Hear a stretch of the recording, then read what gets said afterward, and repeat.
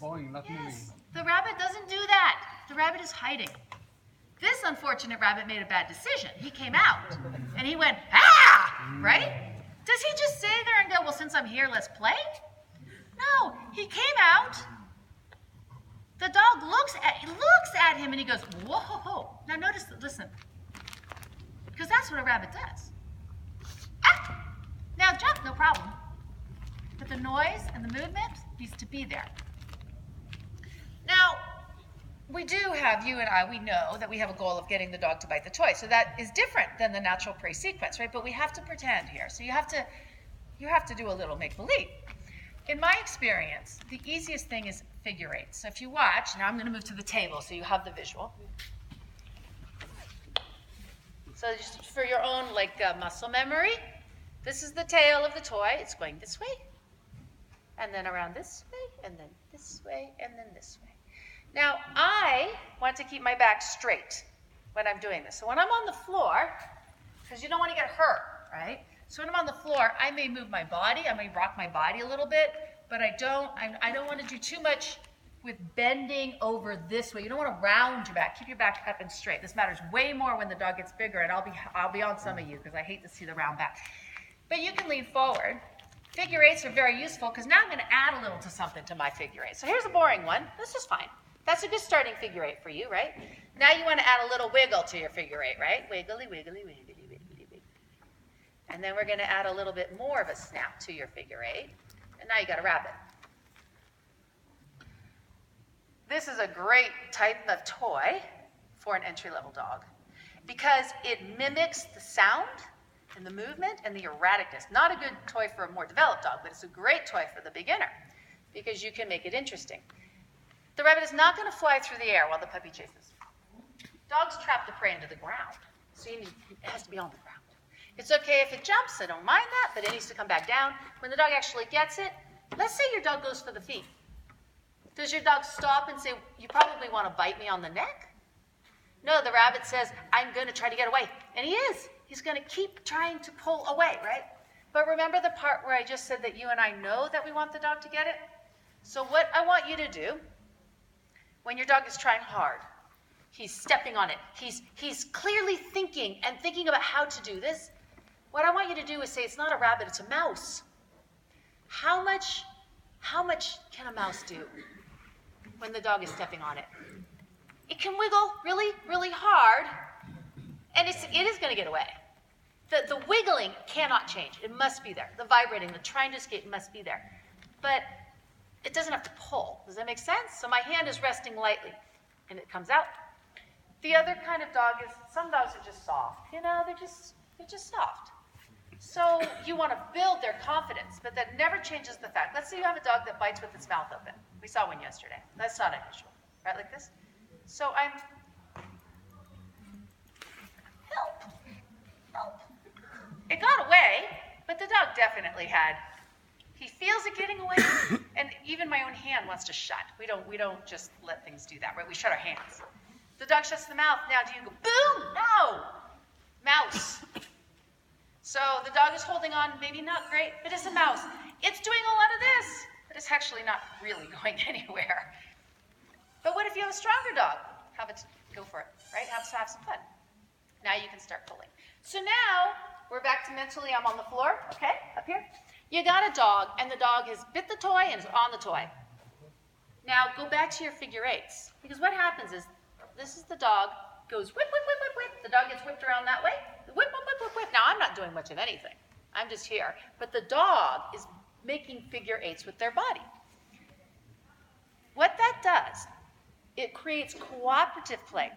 The problem with forward back, you're winning.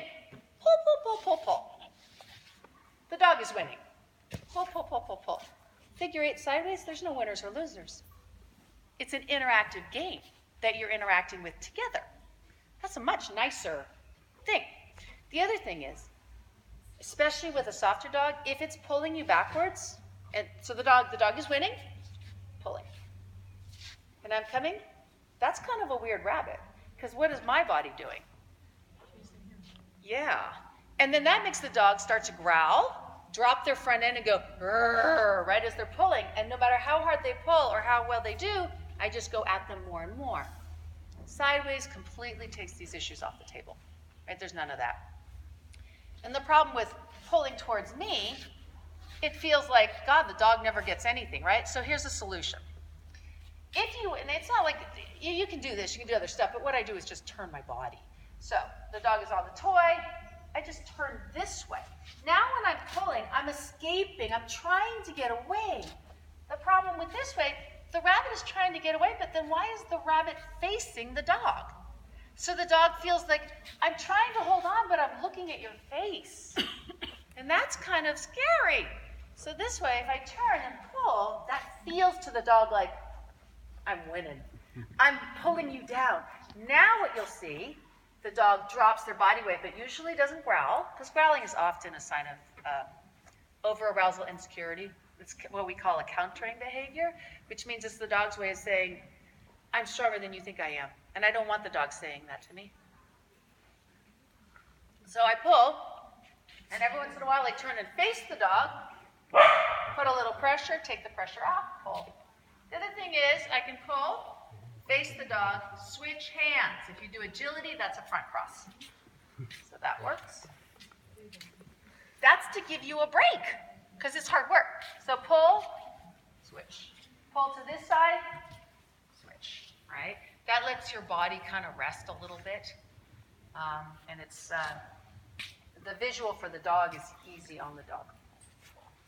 Any questions up to there with that? Yes. Some school of thought say you shouldn't move too much with the toy because it might develop resource guarding for this toy. Do you think that there is some? I've never heard that in my life. What's the logic? Thank you. Some schools of thought say you shouldn't move too much because it creates resource guarding. Can you help me understand the underlying logic? No, I'm asking. Oh, I've never heard it, so I don't know. I don't know what the reasoning is. I need to know. Does anybody know the reasoning behind that? Can you repeat the question? How many times?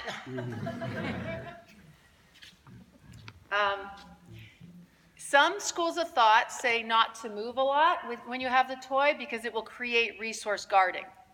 It takes up the focus from Maybe staring at your dog. from the play with the owner, maybe. I don't know. It's not something I know about. Same way that if you play tag, you create aggression. You think Well, I've heard that one, but this is different. This sounds like they're saying movement creates resource guarding. So because usually when people say things like that to me, if I logic it through, I can figure out why they're saying it, but that one you stumped me. I have the answer. Okay. Except at least at Russian school of training, it's very simple because the dog beginning growing. Okay. Growling? Yes, it's the explanation. The dog begin growing. This means that he is guarding on something. He do not want you. All Russian trainers always said, don't play tag with dog.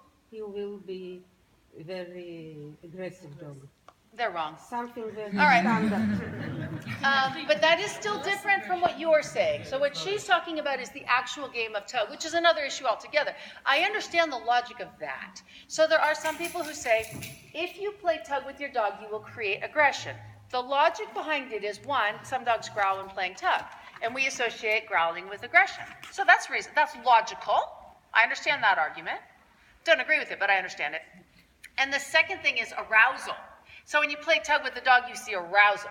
So now you put those together in your head, you have an aroused dog who's growling, and now you're more likely to have aggression. That's the logic. I get that. I don't agree because I think arousal in and of itself is not aggression. And I think that growling in and of itself is not aggression. I will say this. I do not like my dogs to growl when I play tug, and none of my dogs do growl when I play tug. And that is because, as I mentioned earlier, I see growling as being a sign of unsureness and insecurity in a high percentage of dogs. There are exceptions, which I'll discuss.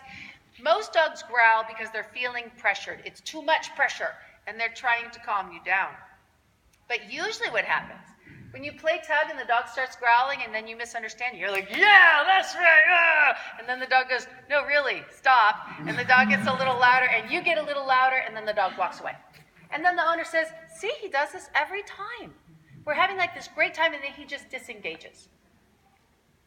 There's a reason. When your dog does something like that's just weird and out of context, there's a reason. So when your dog is growling, most dogs are saying, "You're pressuring me, can you take it down a notch?" That's easy to do. So I tend to play with my dogs in a way that works for them. And I have lots of little things that tell me if it's working, which we're going to discuss.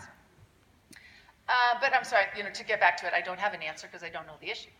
I would actually make the opposite argument. I would say that when you move, it's more predatory, and when you stand still and fight, it's more aggressive.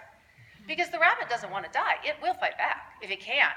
And some dogs, at some point, like the Pomeranian I saw the other day that was chasing the cat, when we got to the point where the cat said, like that, I was like, I'm putting my money on the cat. Prey don't always lose, The owner was getting a little paranoid at that point and got the dog. It was okay. Yeah, so my entertainment was over right there. It's sad. All right, yes, ma'am. I was told that when you break out with a strong dog, that no helping right, Yeah. you should only move to the side. But I saw that you sometimes do. Oh, okay. I don't do the pound the dog's front feet into the ground. It actually makes me sick when I see it because I worry about the well-being of the dog. What I do, though, I find it's on my body, so much easier to just pull, turn and pull. So I almost never play tug facing my dog anymore. It's just too much work. But there is no difference to the dog's jaw or how quickly it is. There is. If you don't want the neck extended up, you want the body level. But I can bring my dog flipping and flying through the air. It doesn't matter. What matters is what's happening at the neckline. And a strong dog can easily snag a toy. If I hold it, go bang right out of the air. The trick, though, is you take the dog's body with you so that they don't jerk, right? Or like if you're like, get it, you can't have a dog run and grab your toy and not move because it's dangerous, right? So what I'm thinking about is none of this into the ground, up and down. Agility people do this a lot. They get the dog in the toy and they literally just kind of go, woo, like that. And I'm like, aren't you the same people who won't jump your dogs on cement? How can you think that, because you're like physically whopping the dog. Does the dog stay in the game? Yes, but the dog doesn't understand. It's a dog. I'm much happier this way. And I'll play tug facing a dog. So then if you're going to, keep your arms in close to your body. Don't get out here because you're going to hurt your back, right? And we'll talk about this in a minute. The stronger the dog, the less I tug. I tug 2 seconds, I let go, up, up, up, up, up. I let the dog do all the work. Most of my energy is keeping the dog just with me. I call it tiny tugs. I'll show you. I just want the dog engaging, because the more I have to interact and fight, the harder it is on my body, the more possession I create in the dog, the more likely the dog is to go take the toy and chew it. So those things are all pretty tightly related. So let's look at some examples. All right, we're going to review. Do the rabbits fly? No. Are they suicidal? No. Forgot this one. Okay. What happens if the dog chases the rabbit and doesn't catch it? Do you think your dog gives up hope? No, we Yeah. can try harder. Okay. So, to a point, for sure. But let me tell you, I have squirrels outside my window in my house for years. My dogs have run up and down the windows, barking, and not once have they ever caught a squirrel. And it has not in any way, shape, or form dissuaded them. They do not sit by the window going, I can't get it anyway. The prey sequence is gratifying to the dog. The activity itself. There is research on cats that shows that every stage of the hunting process releases in the brain the fun stuff. Happy hormones. The activity, the chase, the trying, the awakeness, the game reinforces the dog. Us humans have rules. We say the game of tug-of is you take one end, I take the other, and that is how you play it. The problem is, and again, this goes back to the agility world is the worst. When you think that way, then you're putting your idea of a motivator on the dog. It's the dog that decides. And I've worked with dogs that want to believe they're the great mighty hunter, but they're not really kind of ready to actually be the mighty hunter. So the trick is not to ever let them get it. Because if they do get it, they go, oh God, it was a bad idea. So you have the toy in your pocket, and the dog's like, I'm ready this time. I'm ready for it, right? That toy comes down, it's right in front of the nose. I say 6 inches. 6 inches. This is your best distance, right? It goes, it goes, it goes. Ah, the ribbon got away. Up it goes. Oh, it's so great. But remember, that's because that dog doesn't really in his heart want to win anything. Dogs are strong at different points in the sequence. If I did that with the Belgians, they'd like, fine, I'll just bite you. I mean, some dogs are all about the chase. Some dogs are all about the hunt, the sniffing. My terrier, he's about the hunting. It's his nose. My Belgians are not actually into chasing. They're into fighting. So for them, it's when you get it and it fights back. They love to fight. So when you interact and let go, what do? Bang, bang, right back in. The German Shepherds tend to be about the win. So what happens when you let go with a German Shepherd? You can go on and go on. Yeah, because what matters to them in the sequence is winning. That's why when you're a helper in protection and you're working with a shepherd, I'm using huge stereotypes. So when you have a shepherd who's not like this, of course you change your ways. If you have a Malinois, you change your ways, but work with me. If you're working with a dog and you realize that when it wins, it doesn't want to fight, it wants to win, then you let it win easily to build its confidence. If you have a dog that winning is frustrating, I used to train with a German Shepherd, the helper owned German Shepherds, and he tries to train my dogs like German Shepherds, and all he does is frustrate my dogs.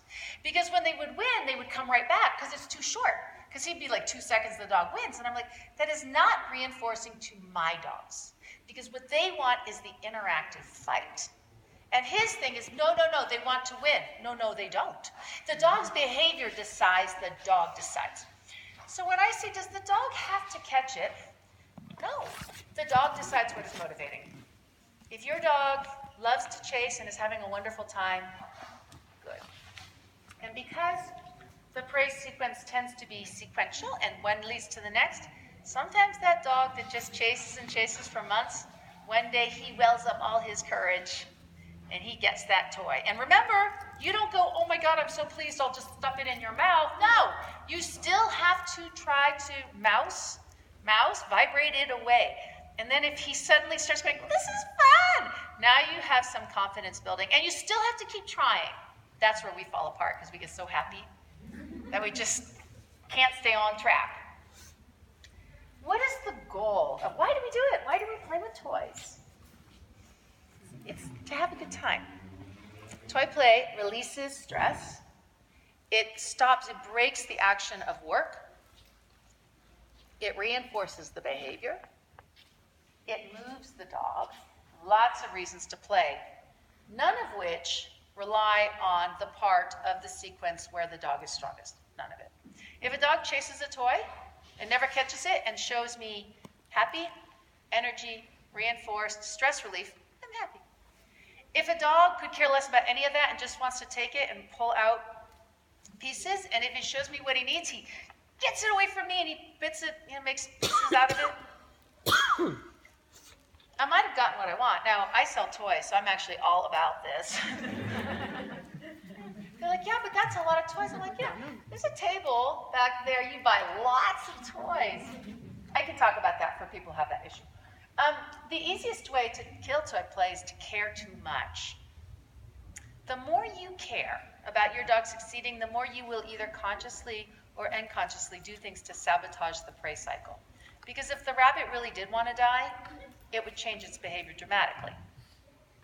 And that's very difficult for humans to accept, that you really have to let it go and accept that what we have here is just a process, right? It's just a process. And you just work on it. My little terrier dog, when I first got him, someday he'll do it or someday he won't. But it doesn't matter. And you just keep kind of plugging away at little bits, and then you know what? Maybe someday he'll play the way you want. But caring will kill it. All right, here we have a lovely, lovely example. Oh. That you will tell us about? This frustrates the crap out of me. What we have is a human doing a fantastic job playing with a little whippet. This is a fragile dog she's working with. She's using the correct kind of a toy. Something like this, fun and whippy. This is how you build drive. This is not a training toy, it's a drive building toy. She's holding it in her hands. The dog is facing her. She's going to use the back of her body frequently. Bring the toy out, back and away. The other thing this does, if the dog does get a little nervous, because they do, it disappears. And then instead of the dog going, it's been out here for a long time, the dog starts going, where'd it go? And actually, my directions to her, if the dog starts to come over here and wait, do not let the toy come out until the dog is literally going behind you, chasing it down. So when the dog stands in front, you can peek out, you can come back, but don't go into the direction of the dog. Go back. And eventually they get bold, and they kind of go, what's behind you anyway, right? And then the tail of it just keeps disappearing. That's what I need to see. No sniffing, no exploring the toy. You're either going to go for it or you're not. We're going to have a good time for a couple minutes. We're going to go from there. It's fun to watch this because you can see the dog's behavior improve. So the toy came down, it's behind her back, comes out the other side. Now she's holding it still because the dog was just staring. Now the dog is thinking he's going to go behind. Dogs don't like to go behind. Can you see how there's a wall behind her? No, you can't. There's a wall behind her. And that's a pressure point. The dog does not want to squeeze between the body and the wall. That's very typical. If you play in an open space, your dog will be more successful than if you play in a corner because they don't feel the pressure. Now the dog has the toy and she's continuously moving her hand back and forth. When the dog lets go, the toy escapes behind her back. She does such a nice job with this dog. It's a whippet, yeah. And the energy starts to come up more and more. The dog gets the toy and she's going back and forth. Then she lets the dog win, falls to the floor. And now she's going to she threw it. And the dog won it and then took it to its dog bed. That happens, yeah. What traits should we look into toys for beginners? Types of toys? Yeah. So lucky you asked me that. I actually have a slide coming up that shows you pictures.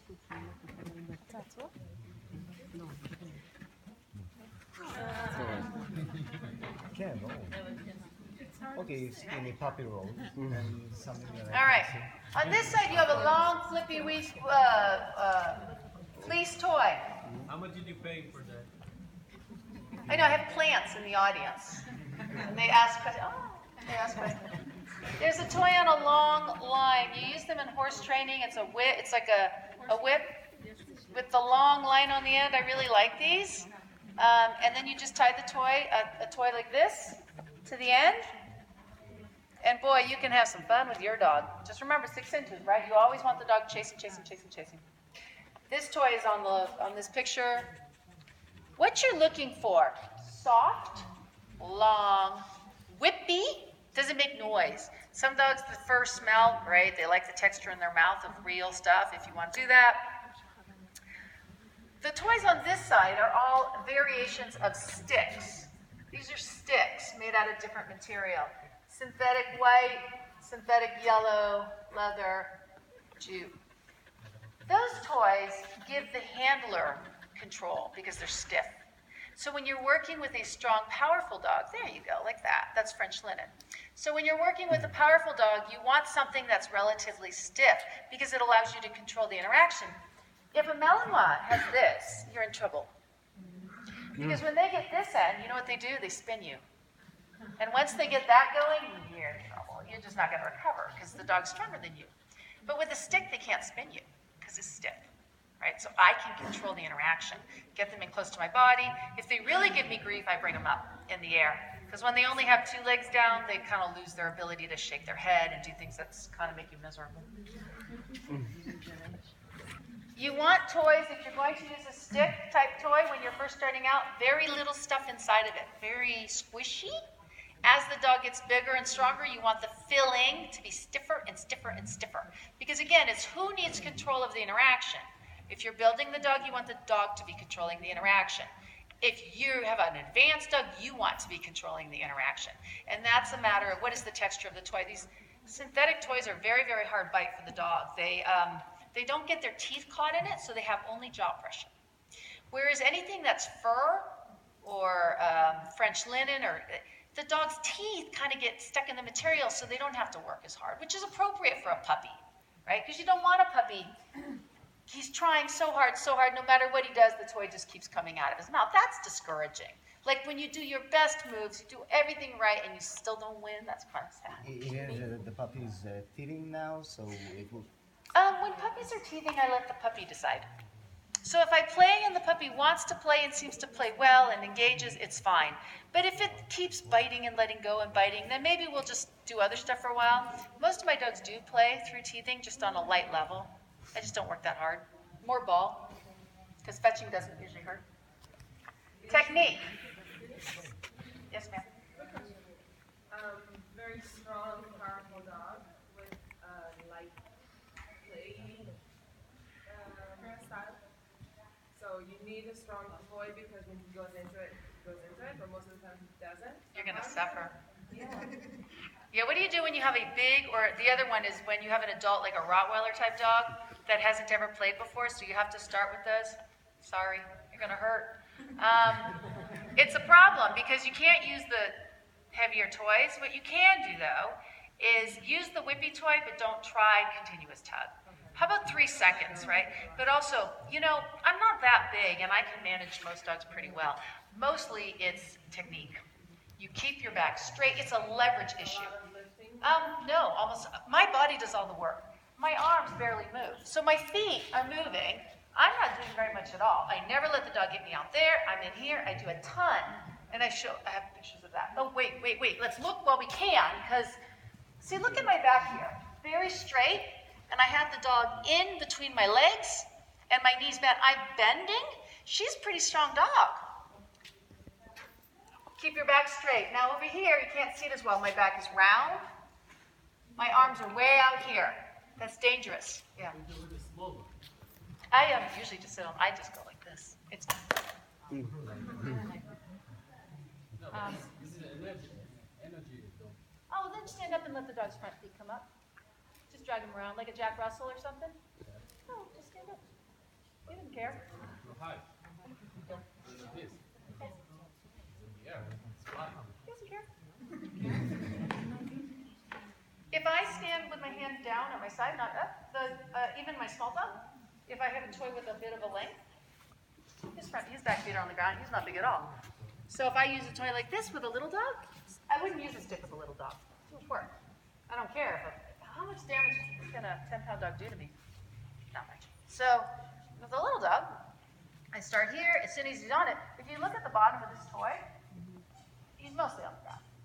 And then I just do my front crosses, right? And you can let your handle out a little bit more, and it's even easier, right? So that's what I do. I don't ever take a really small dog and put them on a stick. It's just too awkward. So I always keep them on this. Big dogs, I try to move them. So that's a bad back. Don't get in that habit. I see it a lot. It puts a lot of pressure on the dog, and it's such a recipe for a trip to the chiropractor. It's just bad.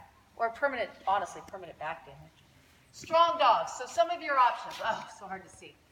Turn away, pull the dog up on your leg, but again, in close to your body and just walk with the dog. You want to keep the dog on your body. That's much, much easier on you. Here, I can barely see. It's so frustrating. Here, what I did, she has the toy in her mouth, and I took my hand and I just grabbed a handful of rough because I can pull her up and into my body. Now, don't do that if your dog does not think that's entertaining. My dog doesn't care if I grab a handful of her. It's not hair, it's rough. So I just pull her up. She's fine with that. And then I can play tug much easier on me, because at that point it's about me. Here I have her between my legs, front feet up. Dogs that put their feet on you and pull backwards, don't let them. Steer them in, pull them in so close they can't. They'll go like that. When they stop doing that, relax, let them out. If they try it, pull them in. Do not let the dog put their feet on you, because you will lose that contest, because now they have the leverage and your arms are going to go out. Dogs that thrash their heads like that, and you think you just never recover. Front feet off the ground. It's very hard for a dog to thrash if their front feet are up. And a dog who's that tenacious is probably, you know why they're thrashing. They're killing it. Shaking. They're killing it. They're shaking it. It's a hard thing for a dog to control. Yeah? In the upper right picture, where do you grab it? Right picture. The rough? Here, okay. Not behind, actually. At the intersection, it's actually the neck going slightly under. I get a big handful and I pull up. When I do this with my dog, she starts to growl. Yeah, then she doesn't like it. Yeah, but it looks like she's like What? Really aroused. But if she's growling at you and getting frantic, that's not drive. She's telling you she didn't like it, so she's moving more. So don't do it if the dog growls. To me, that is the dog's communication is saying, this is not comfortable. And your dog's not that big, so it's not like you just carry her around, right? But when you're dealing with a dog who's bigger, 50, 60 pounds starts to be tough on a smaller woman, so then you start doing more of that. But if I do that with these dogs, they just drop their weight. They don't fight me at all. They just sink into it. And then it's very easy. If they were being lively, I wouldn't hold their ruff, because then my arm would be going out and it's not convenient. What I'm looking for is pull them into my body, lock them in there. If they tolerate that, I'm happy. Denise, usually I see my dog